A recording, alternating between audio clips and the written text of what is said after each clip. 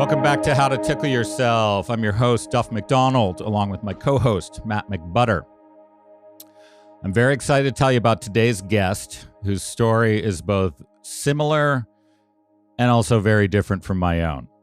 You could use the two of us to showcase what the Indian philosophers are talking about when they talk about the one and the many and the many and the one. While we all share so many things with other people, we are nevertheless utterly, entirely unique. So let me tell you about Jonathan K. He's from Toronto. I'm from Toronto. He plays the saxophone. I used to play the saxophone. He's fascinated by Indian wisdom traditions. Same here. He's a big fan of Sri Aurobindo. So am I. He's a big fan of Debashish Banerji, who we had on here not too many weeks ago. So am I. But that's where the similarities end, because Jonathan isn't just any saxophone player. He's an internationally recognized cross-cultural jazz multi-instrumentalist. In search of non-Western ways of musical knowing, he moved to Kolkata, India for 10 years and formally studied North Indian Raga music, innovating its expression on the saxophone as well as on the rare 21-stringed instrument, the bora israj. He's also studied Japanese shakuhachi music in Kyoto. But we're not done yet. At the moment, Jonathan is a PhD student in the Department of East-West Psychology at California Institute of Integral Studies in San Francisco under the mentorship of none other than Dr. Debashish Banerji. He's been studying East-West psychology and philosophy, specializing in Sri Aurobindo's integral yoga, as well as the non-classical Western philosophy of Gilles, Deleuze, and Felix Guattari. But here's where we're going to blow your mind. Jonathan's work, in his own words, aims to explore the transcultural horizons of thought and sound, and his dissertation will develop an imminent approach to musical hermeneutics. His artistic practice explores experimental approaches to composition and contemplative approaches to improvisation. Welcome to the show, Jonathan. I don't even know where to start.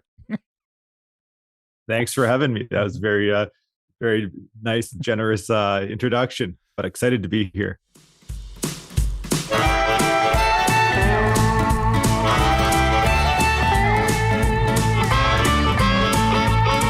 At the present moment, traveling town to town, the mystery of the motion, right here, right now, right here, right now, whoa, right here, right now.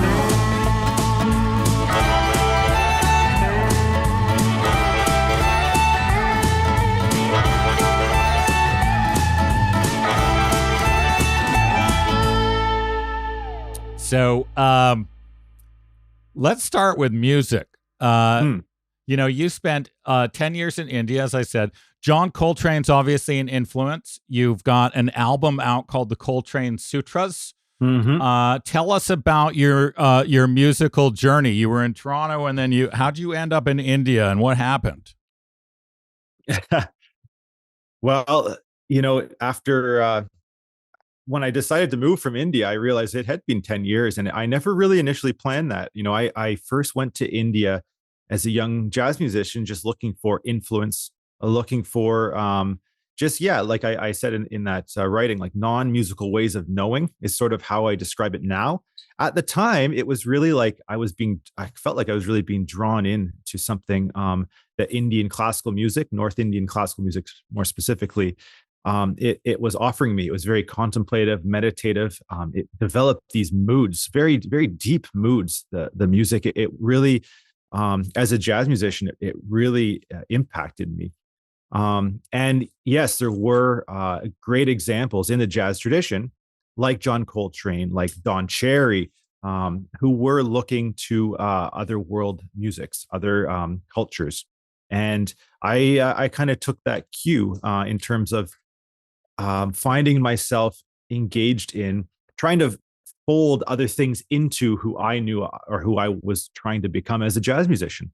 And one of the tropes that jazz music that guides the tradition of jazz, I think, in my experience, is find your own voice. Who are you? Don't imitate the past, because the past masters weren't necessarily imitating the people that became before them so much. There was really like a uniqueness to what they were trying to do within the music tradition. And so, Coltrane is, definitely one of my biggest influences. He was somebody that led to the spiritual, the cosmic. He was a man of not many words. So, I've studied his life quite deeply, and his interviews, and you have to take cues from what he's said. You have to take cues from his album liner notes, from his song titles. But after he had a spiritual awakening, it really became about kind of finding that universal power that music seems to have, that mystical or cosmic consciousness that it may open up to. And Alice Coltrane continued that after John Coltrane passed away when he was quite young. But I really felt like I was inspired to kind of just continue some of their questions. Maybe I could put it like that. And it took me to India. And so I guess, my initial goal was, like I said, to be influenced by this music, to learn some of the modes, some of the rhythm cycles, just to learn a little bit more about it. And then I did come back. I went there with my brother and my good friend, and we had a band called Monsoon. And we composed music using this kind of overview that we had learned when we were in India, in Calcutta, learning from who became our guru, Shantanu Bhattacharya. And that we worked with this band called Monsoon. We produced an album called Mandala, which you can find on Bandcamp. And it's really part of that process of like being inspired by Indian music, kind of finding how the jazz, kind of the jazz world and the Indian classical world as we understood it had come together, could kind of find some in-between space. Were you conscious? Just a quick question. Were you sort of conscious at the time of the fact that, some very popular musicians were heavily influenced, or had a period where they were influenced by India, the sitar and the tabla? Most notably, the Beatles had their period, but also the Stones did, the Yardbirds, a few others, I believe. Like it seems like almost a period that some musicians had, or a focus. Some musicians lent themselves to, we need to go over there and figure out what was happening in India. Mm-hmm. Yeah. You know what? I think that, there's a great book called Dawn of Indian Music in the West, which really kind of gives a pretty nice glimpse at that time in history, where people like the Beatles famously, going to India and kind of being open not only to the musical sounds, but the culture, the meditation, the spiritual. And that's that. I think that was that's just one of those times in history that I see as being really, really important, because it did get into somebody like my life, where through my parents' record collection, I was able to hear some of these sounds. I was able to then do a little bit more research, and I was drawn in by somebody like George Harrison, who was very explicitly spiritual, chanting Hare Krishna in the streets of New York. What does that mean, to somebody like me? And so, I think that I was conscious of these things for sure. I think that I was also, it brought me to explore some of the jazz musicians that are not so much of the big famous names that we know as well, because it does, the Indian music influence, it filters into the tradition and other people that I had never heard about so much. And that was very interesting to me as well. So it was an opening, I think, like that time period, and moving forward into the 70s, 80s and 90s. And so, I embedded myself in this trajectory. Give our listeners a name or two that you're talking about there that are below the top fame threshold. Well, you know what? I think that Don Cherry, for instance, he's actually by some is called the father of world music. And I grew up as a jazz musician, and his name, I knew his name, but he's not as famous as the person he played with a lot was Ornette Coleman. Mm-hmm. Ornette Coleman is a very famous name. Don Cherry I think could be considered just as an important person and musical innovator. And he doesn't receive as much acknowledgement. Another simple example, but Alice Coltrane is a profoundly deep musician and person. From what I she's influenced my life a lot. And it's always, you always hear about John Coltrane, but Alice is there too, and so as my involvement in Eastern wisdom traditions and music deepened, and I realized that I think she's a really important person as well. Albert Eiler is somebody who died very young. He was an innovator of the free jazz movement, and he was a little less, I would say he's not as much pointing to the East in his influence, but he was definitely spiritual in why he was doing this music and what he was doing this music. The power that this music was invoking in him was a spiritual thing, and so that's I think another important person I'd bring up. So when people talk about Indian spiritual music in particular, I'm about to be already over my head, but they talk about sort of different harmonics and there's stuff that's different from our scales. Is there a way you can summarize for an uneducated audience sort of like a fundamental difference between the two as a musician? Like, what does it change for you? Right. Okay. Yeah. Great question. So Western music in general, you could say it's narrative. It's composed in a way that it takes you from A to B, and it moves through using melody, rhythm, but harmony is going to be privileged in the Western music canon. And in Indian music, the fundamental is fixed.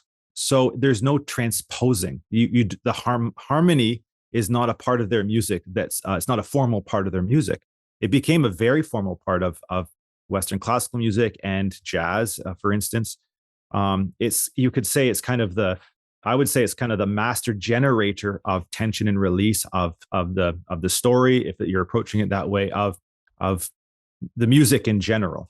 And in Indian music, they don't deal with that so formally or literally. You could also say that there is harmony in some way, but it's the tonality of the music, the key of the music. Now, these are some ways to describe it, is fixed. And that is an instrument that's function. The function of this instrument is to do that. It's called the tanpura, and it's a 4-stringed instrument, and it will drone on either the 1 and the 5 and the 1, which is your main scale degrees, or the 1, 4 and the 1. And it will just indefinitely drone and create the canvas in which the music, the raga, will be set to. And so in that way, if you wanted to visualize it, it's quite literally like a mandala. And that center at the middle of the mandala, the bindu is called, is the tan. It's really the you could say that the it's an infinitely regressive point. You can never get to the middle of a circle, right? And so that is sort of, I think that the canvas, this drone instrument, I think that it sets the tonality in a way that you're constantly circling around that center point, and it's constantly taking you deeper and deeper. And that's why I would say, musically speaking, you could say it's meditative music. It's very stable, tonally speaking, harmonically speaking. That would be one thing that I think is really important to realize as well. And in terms of it does rest in a different tuning system. So in the West, we have the piano, which became a dominant instrument in Western composition and performance. And the piano is based on equal temperament, it's called. So you'll break an octave into 12 equal parts. And that's something, it's used in Western music. In Indian music, for instance, because the drone never changes, then there's no reason to actually split the octave into 12 equal parts. You would split the octave you'd use a different tuning system, which uses whole number ratios rather than decimal place ratios, like meaning that the ratio in equal temperament, they're not whole numbers.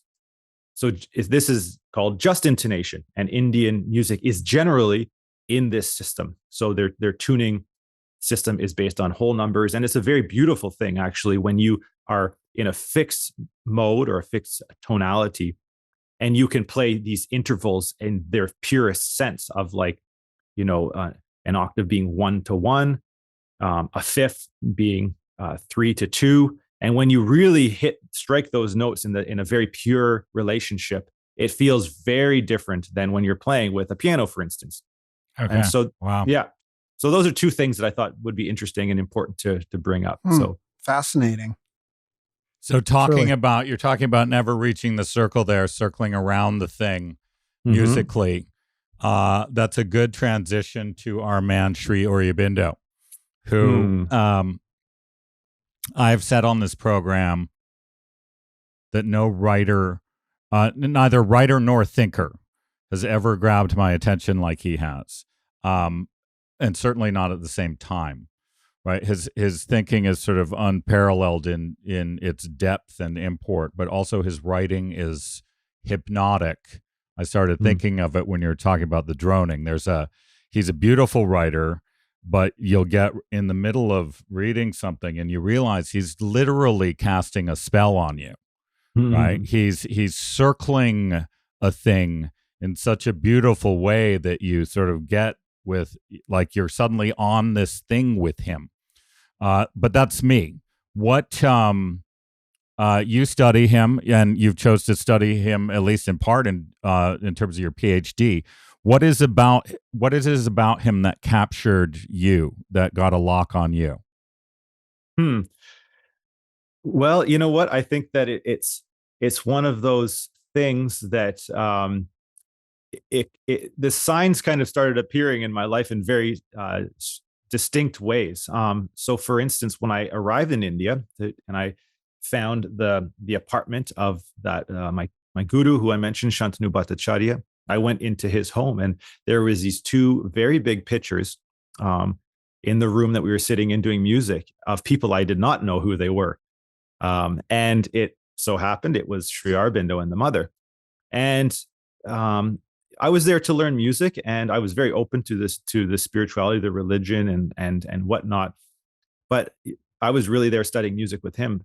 But finally, as our time was coming, there's 2 weeks of classes. I took 11 classes, I think, and the last I asked, who are these people?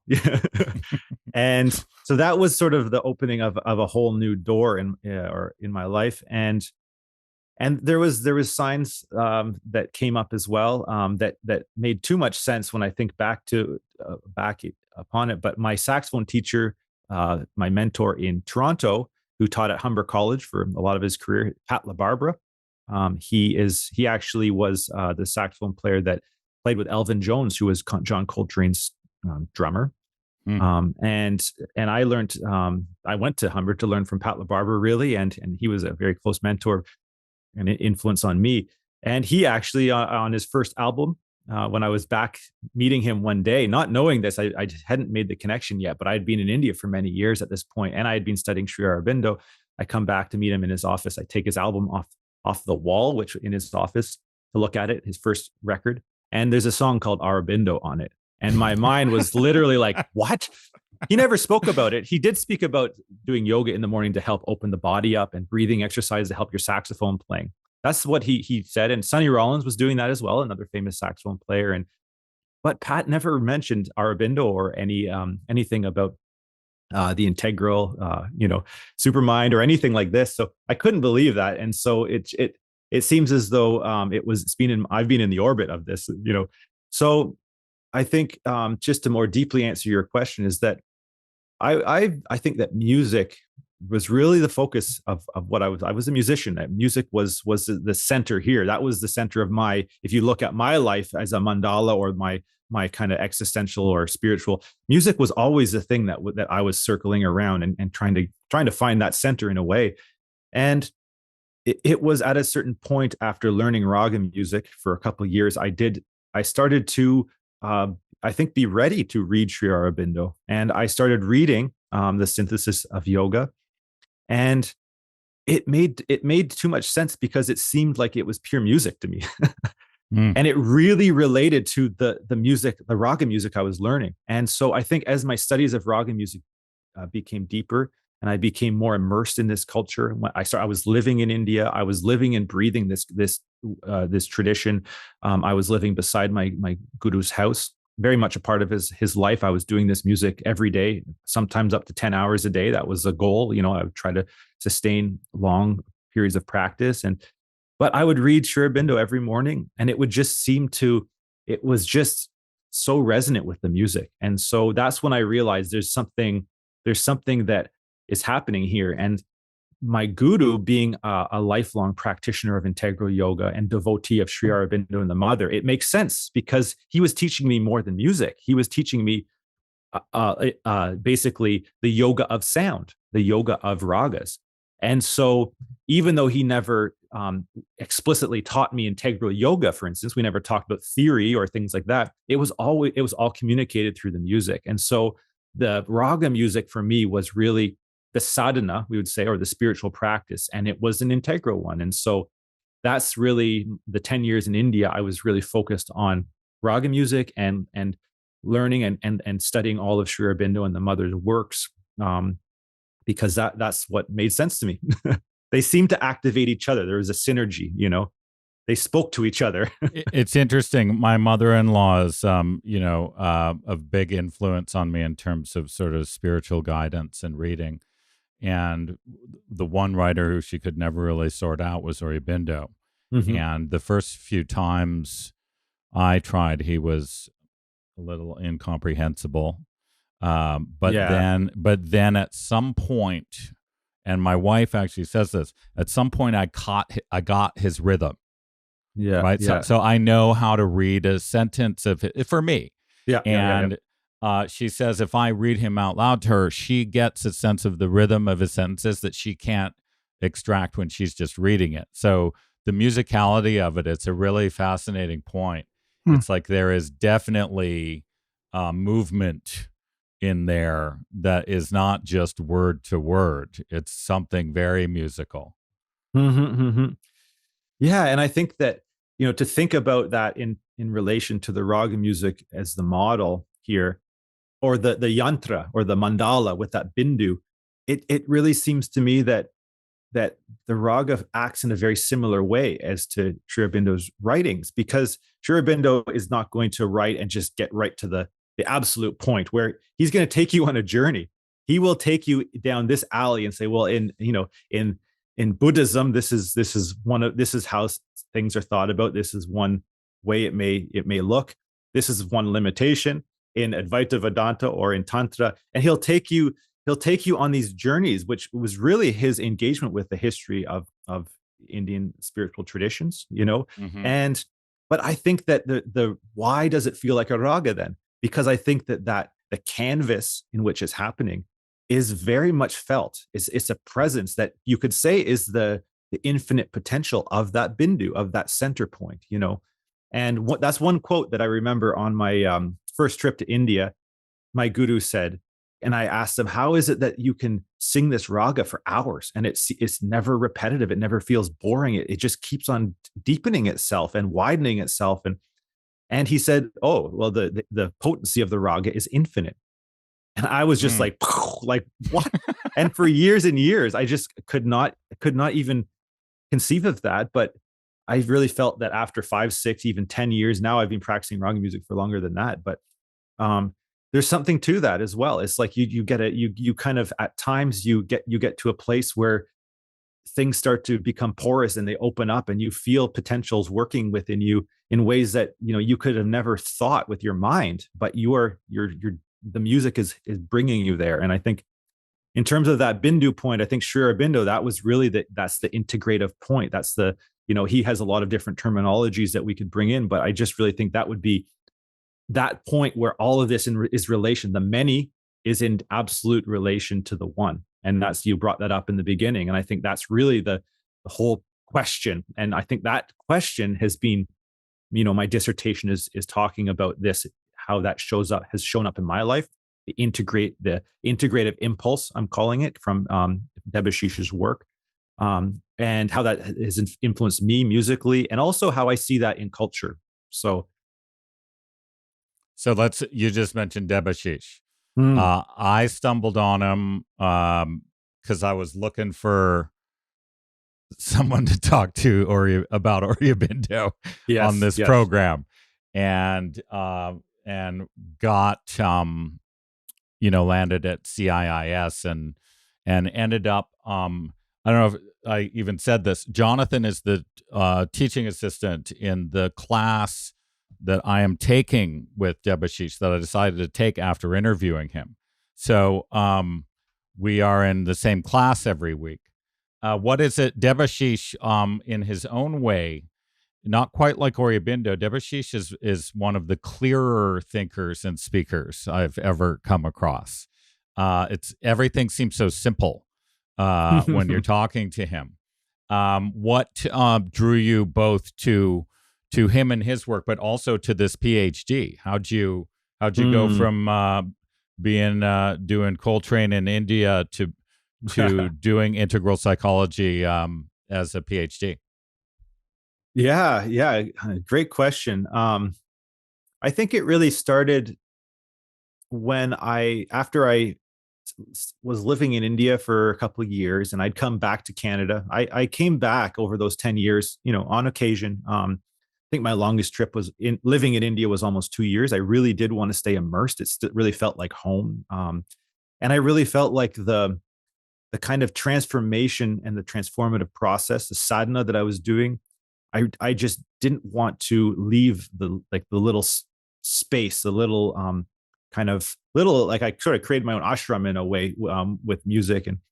And so I was in India for long periods of time, and I'd come back to Canada to see my family, to see my friends. And I really felt like I was lost in translation. And not only that, but culturally speaking, I almost didn't feel at home when I was coming home. I had really kind of like this process, really kind of, it was a process of deconstructing myself and rebuilding myself. And, even, Carl Jung, who's an important thinker in the East-West psychology department that I'm in, but he really felt like if you leave your own cultural container for too long, it's actually could be very dangerous.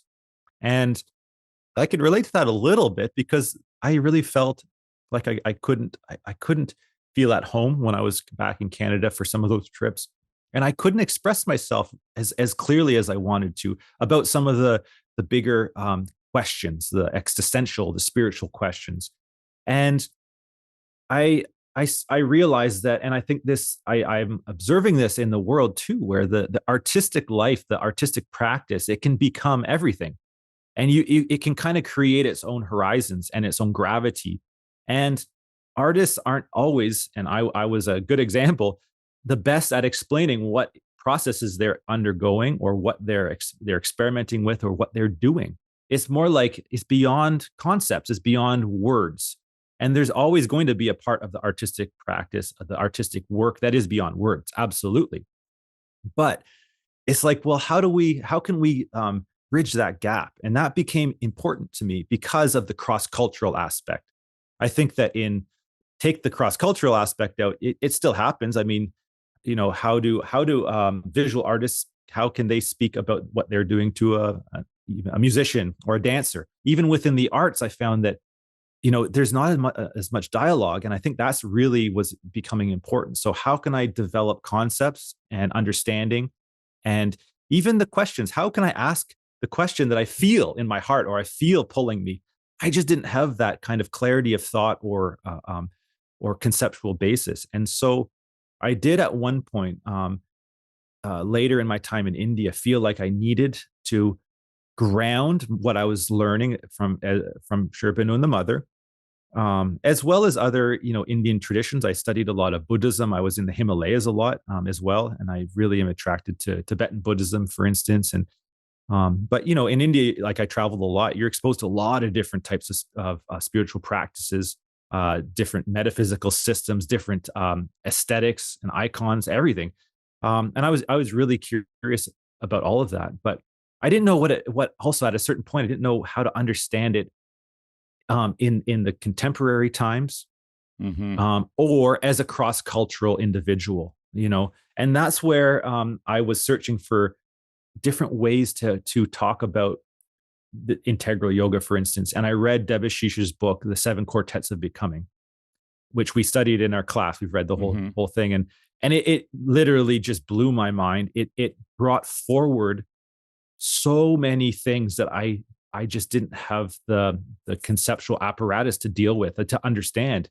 and it seemed to make things so palpable and clear to me. And so I reached out and I contacted Debashish, and it just turns out that we actually are really good friends as well, like as him being my mentor, my PhD mentor, because we share a lot of similar interests. He loves music, Indian classical music. He also loves experimental Western jazz music as well. So when I was in California, we went to some free jazz concerts. We went to classical Indian concerts. We went to museums. And in terms of he helped me understand more of a base of where I'm from in the West. So he got me reading some of the continental philosophers that he's quite he's deals with in his thought, and I just really took to them. Again, I started reading this philosopher Gilles Deleuze, which you mentioned in the introduction, and before getting to know Debashish a little more and coming to CIS, I tried to pick up some Western philosophy, psychology, and I really hit a wall. I'm like, oh no, I'm considering going to study with Debashish, and I know it's East-West psychology and philosophy to a certain degree, but I couldn't get an entry point into the West. I started reading certain things, and I didn't know where to start, didn't know how to understand it, and some of it felt quite dry and not interesting at all to me. But I started reading Deleuze. Debashish said, "Oh, try reading this book," and I'm like, "Oh, okay, that's musical. I like that." And so this tradition that Debashish has spent his life working with, and also creating a container which is sort of the horizon of integral yoga, Eastern wisdom traditions with Western continental philosophy, or you could say postmodern philosophy too. But it's very alive for me. And so Debashish and I share a lot of passions and similarities in many ways. So I think it worked out really well. And I really, I didn't really know what I was jumping into in one way when I decided to sign up for CIIS. Moving from India to San Francisco was a big change. But I was ready to come home. I was ready to kind of confront who I was as a Westerner and try to understand myself as a transcultural being. And so my music is still leading the way. It's still kind of it's where I experiment, where I feel like these two worlds can come together and interact. They collide. They mess around with each other. They create new things that I would never imagine. But at the same time, East-West psychology and my studies with Debashish have really given me a super strong foundation to think this through the academic thought, through activism, through scholar practitioner model, things like that. So you talk about both Aurobindo and also Deleuze as stuff that's musical to you. Can you, when you as a musician, can you see your music? Do you see the music, or do you just feel and hear it? Yeah, that's a beautiful question. Yeah, I think that I would answer that by saying sometimes I do, and I think that other times I don't. And I think it kind of depends on where, maybe what kind of place I center myself, or what kind of place the music centers me. Another way to put it. A way that I can make this more clear is that when I do jazz, experimental jazz, or improvisation, or even any jazz really, I guess. But I find myself closing my eyes a lot, and I find myself losing myself in the music. I don't see the music. I'm involved in this process that is like the collective, kind of the collective vibration of the whole band. And I try to not even hear myself. I try to hear the band, and I try to kind of allow that to come through my fingers, and my saxophone kind of be a part of that. And sort of that leads to a kind of, I've had what I describe as mystical experiences playing jazz in this way. Experiences that I couldn't understand. I didn't know what happened. I would lose track of time completely. Like I'd open my eyes and be like, was that 5 minutes or like 20 minutes? Like I have no idea. So these kind of experiences happened when I was a student. And this was why, one of the reasons why I started looking into spirituality, because I was like, something has to describe this, or has to help me understand this, because I didn't have, in the secular way which I grew up, there was no explanations for this. Like, what's happening here, So that's one sense of where I feel like I don't see the music. It's a very raw thing. It's a very you're in the middle of this very like this becoming this this multiplicities and many things, and like this not one kind of organizing factor in a way. On the other side, when I started doing raga music, and I maybe I'd say 5, 6, 7 years in, and I started to become better, like a lot better at it. And I was doing even professional level raga concerts in India. It took a lot of preparation to get there. But I really felt like I see that music. And my guru describes it as he really felt like he was channeling the raga. And he said at times he could actually see the phrases as they came to him. And he would just look at them and then sing them.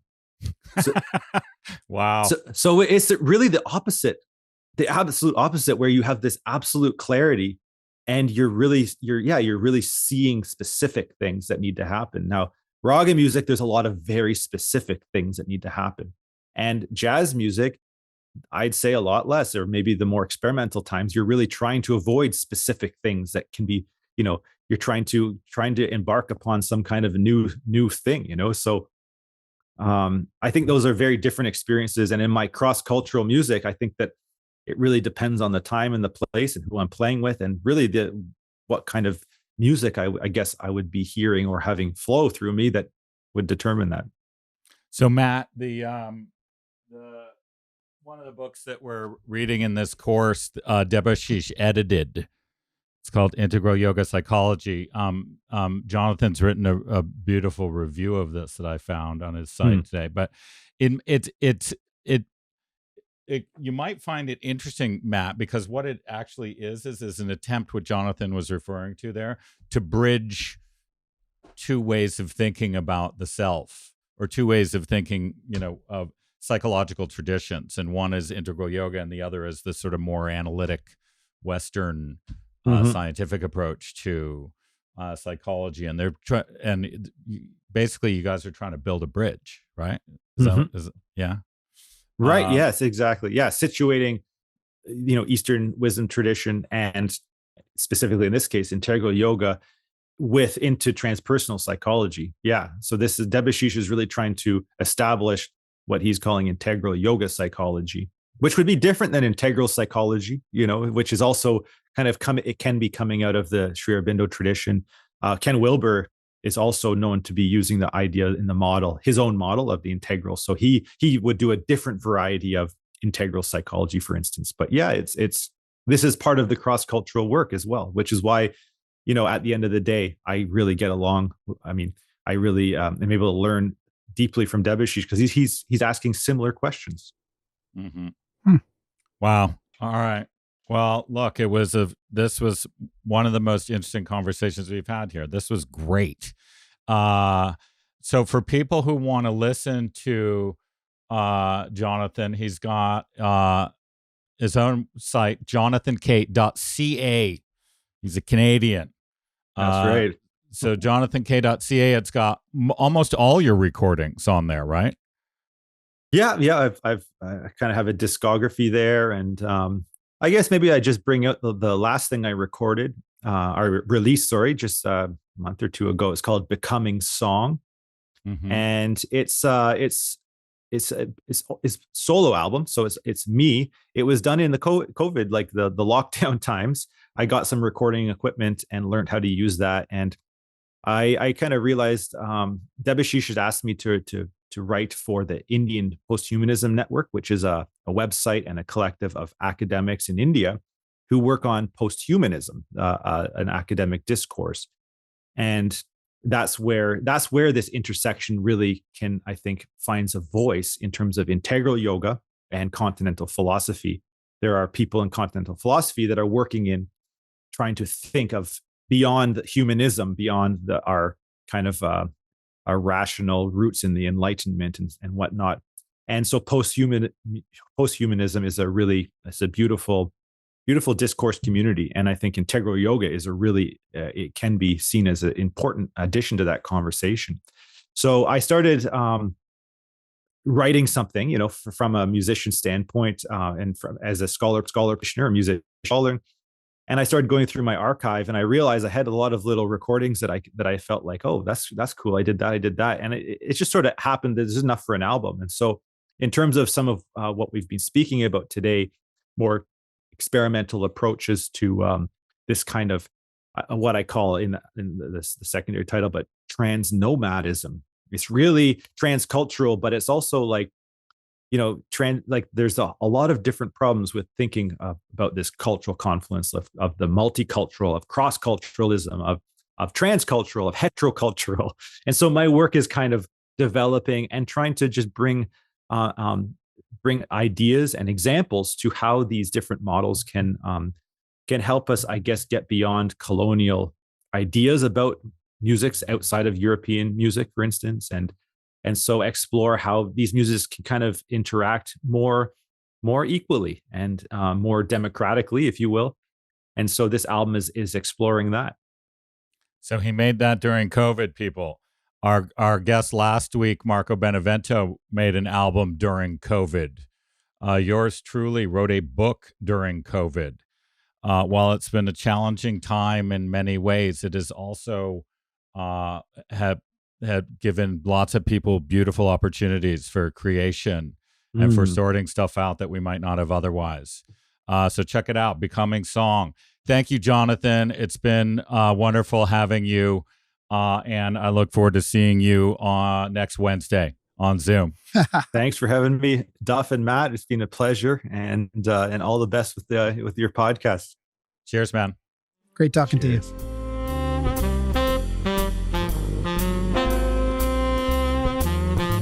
So there's Jonathan K for you. I didn't know Jonathan. He's the TA in this course. I've spoken like 5 words to him, but looked up his site and was like, oh my God, this is he's the kind of guest we want. What an interesting guy. Wow. Super interesting. And a lot like there's a kind of deliberateness, but also adventurousness to his life that I certainly do not have.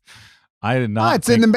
It's in the McDonald's spirit though, of like, travel, but his traveling sort of thinking through what he thinks and how he's learning and how he expresses himself, and sort of very clear thinking about his own thinking and his art and whatever. Like even as a non-musician, most of that, except for 1 or 2 things once he's talking about ragas and tuning, was very clear to me. I feel like I understood what he was trying to tell us. Me too. He's a really clear communicator. And, a couple of the analogies he used, I like how he used that, like the mandala, which I know a little bit about mandalas, right? Just from, looking online or whatever. And we used to have this adult coloring books, Steve McDonald's exactly. So yeah, Steve McDonald's adult coloring books. And then also we used to have this thing, we called it a mandala. I don't know if it was, but it was like this wire kind of puzzly thing. It came from India. I think my sister brought it back, and you could kind of like spin it into all these different directions and stuff, right? It was like almost like a kid's toy-ish kind of thing, but it was a mandala. But using that as a model, he used it as 2 models. One was in the in the raga music or in the Indian music tradition, where you have this tone that's kind of at the center of a song. We don't have centers of songs. Not really, right? It's different. It's narrative, as he said, right? It has a chorus and verses as opposed to having a center, and then you just kind of continue to play it in a kind of way you could picture in the background of some meditations or something, right? And then the other one was, he said, in his own life, like if his life was a mandala, music would be at the center of his life, which is kind of interesting. And it made me think, like, what have I centered my life around in that same way? I mean, I'd have to give it some thought. I don't know if there is one. It's interesting when they talk about awakenings, they actually say a lot. People talk about what is the purpose of your life? What is the goal of your life? After awakenings, things get a little clearer. Like for me, the sort of hovering around this very topic, Aurobindo-ish, but also just the tickle of existence, like suddenly that made itself very clear as the center of everything. Yes. Yeah. And I got to check out some of the music he mentioned as well. I mean, Don Cherry is not, other than never heard Grapes. of him. Yeah, I never heard of him. I've just been looking him up here, the trumpeter. American legendary, I guess, American jazz trumpeter. So he's always also right about Alice Coltrane. It's like, oh, the other Coltrane. No, I'm looking for John. Never listened to her. Because people just life. people say Coltrane all the time, right? And so you gotta disambiguate. I had a fairly extensive jazz phase in my 20s and 30s, both because I love the music, but also it seemed sophisticated, right? So it was like, Coltrane was if you go back and look at my CD collection, he was a big favorite of mine. I could not explain to you at all what he's doing, but something in his music always resonated with me, like even more than the other famous jazz guys. Yeah. Yeah, no, me too. I mean, I definitely went, I wouldn't say it was necessarily a jazz phase, but I would periodically, pick up Miles Davis or Donald Byrd or like or Charlie Parker, like all of the kind of the greats, or anyway, the more well-known ones. I definitely like explored their music over the years. And always found it nice, kind of like lean back music. Like it was great for kind of studying, reading, playing, I never really got into classical music. That would be about as far into a classical art, although Coltrane gets a little disjointed at times. He wasn't always the one who I would put on to relax. It was more like a great background soundscape. That's right. So I got one for you. Okay. And it's so on point. It's unbelievable.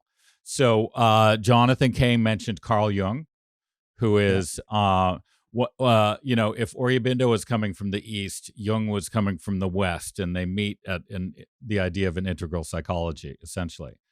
I was reading for our class last night, the one that Jonathan is TA of, an essay in that book that Debashish edited. And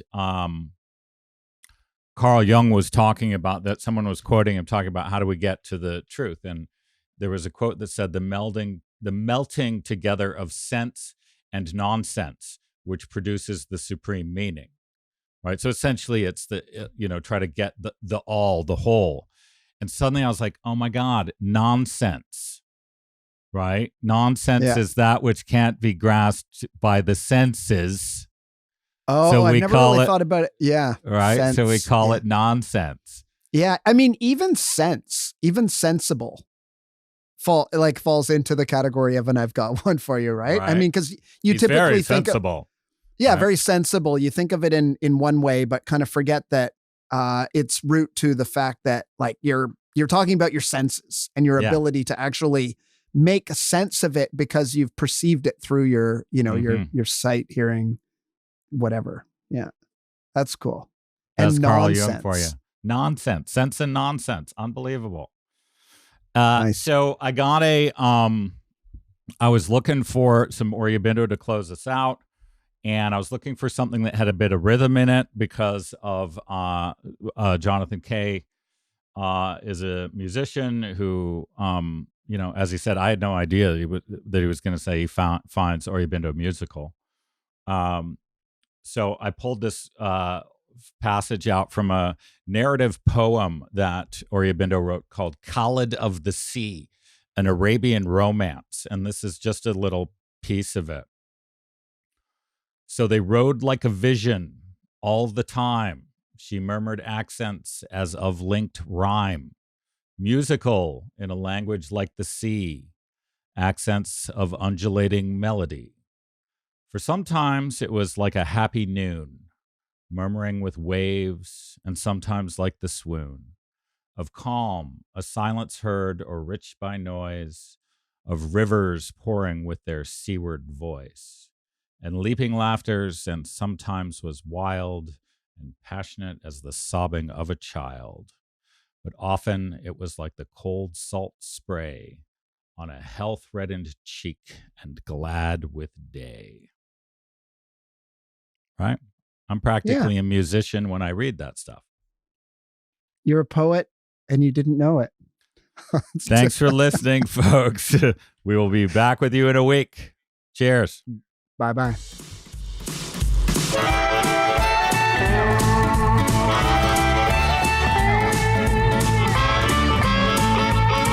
At the present moment, traveling town to town. The mystery of the motion, right here, right now. Right here, right now. Whoa, right here, right now.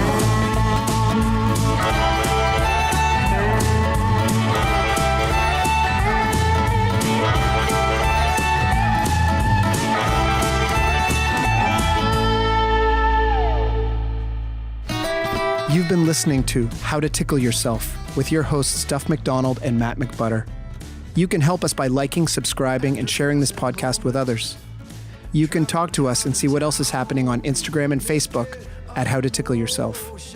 This program was recorded in Studio B of the historic Rockledge Recording Studio and the Tunnel under Arundel. Right Here, Right Now, our original 16-part theme music was written and recorded by the legendary Paul Reddick and Kyle Ferguson of the Sidemen, with the brilliant Steve Mariner on bass and drums and in the mixing room. The podcast is produced and distributed by Storic Media. Our editor is Andrew Steiner. Our coordinator is Samantha Abramovitz. Our producers are Kristen Verbitsky and Chuck LaBella. For more information, visit storicmedia.com. That's STORIC media.com. My love, my dear,